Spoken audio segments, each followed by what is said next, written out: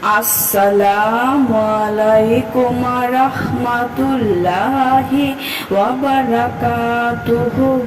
সুপ্রিয় সম্মানিত দর্শক শ্রোতা, আশা করি মহান রব্বুল আলামিনের দয়ায় আপনারা সকলেই ভালো আছেন।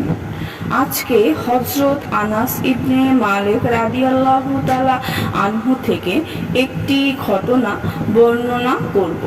ঘটনার শিরোনাম হচ্ছে শাহাদাতের পিপাসা। প্রিয় দর্শক শ্রোতাবৃন্দ, আপনাদের নিকট অনুরোধ থাকবে ঘটনাটি শেষ পর্যন্ত শোনার। হযরত আনাস রাদিয়াল্লাহু তাআলা আনহু বলেন, আমার চাচা হযরত আনাস ইবনে নজর রাদিয়াল্লাহু তাআলা আনহু বদরের যুদ্ধে অংশ নিতে পারেননি। তিনি আল্লাহর রসুল সাল্লাল্লাহু আলাইহি ওয়াসাল্লামের নিকট বললেন, হে আল্লাহর রসুল, মুশরিকদের সঙ্গে আপনি সর্বপ্রথম যে লড়াই লড়েছেন তাতে আমি অংশ নিতে পারিনি। এখন ভবিষ্যতে আল্লাহ পাক যদি আমাকে মুশরিকদের বিরুদ্ধে লড়াই করার সুযোগ দেন, তাহলে আল্লাহ পাকই দেখবেন আমি কি করি।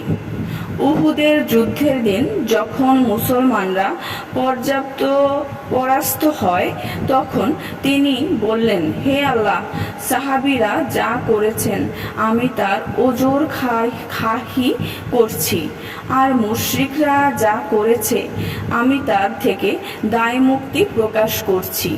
এ কথা বলে তিনি সামনের দিকে এগুলো লাগলেন। তিনি হযরত সাদ ইবনে মুআজ রাদিয়াল্লাহু তাআলা আনহুকে সামনে আসতে দেখলেন।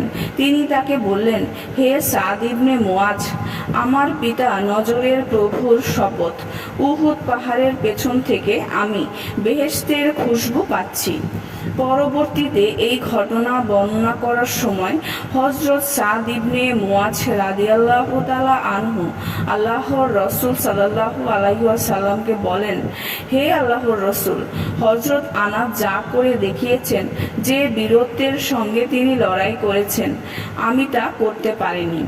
হযরত আনাস ইবনে মালিক রাদিয়াল্লাহু তাআলা আনহু বলেন, আমরা তার দেহে তলোয়ার, নেজা ও তীরের ৮০টিরও অধিক ক্ষত দেখতে পেয়েছি। তিনি শাহাদাত বরণ করেছেন। মুশরিকরা তার কান, নাক ইত্যাদি কেটে নেওয়ার কারণে তাকে চেনা যাচ্ছিল না।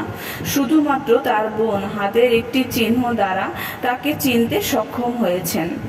হযরত আনাস রাদিয়াল্লাহু তাআলা আনহু বলেন, আমাদের ধারণা এই আয়াত হযরত আনাস ইবনে নজর রাদিয়াল্লাহু তাআলা আনহু ও তার মতো লোকদের ব্যাপারে অবতীর্ণ হয়েছে। ঈমানদারদের মধ্যে কতক পুরুষ আছে যারা আল্লাহর সঙ্গে যা ওয়াদা করেছে তা সত্য করে দেখিয়েছে। সূরা আহজাব আয়াত ২৩। সুপ্রিয় সম্মানিত দর্শক শ্রোতা, আজকের ঘটনাটি এই পর্যন্তই।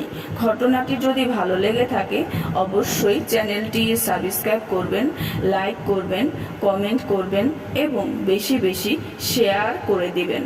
সবাই ভালো থাকবেন। আল্লাহ হাফেজ।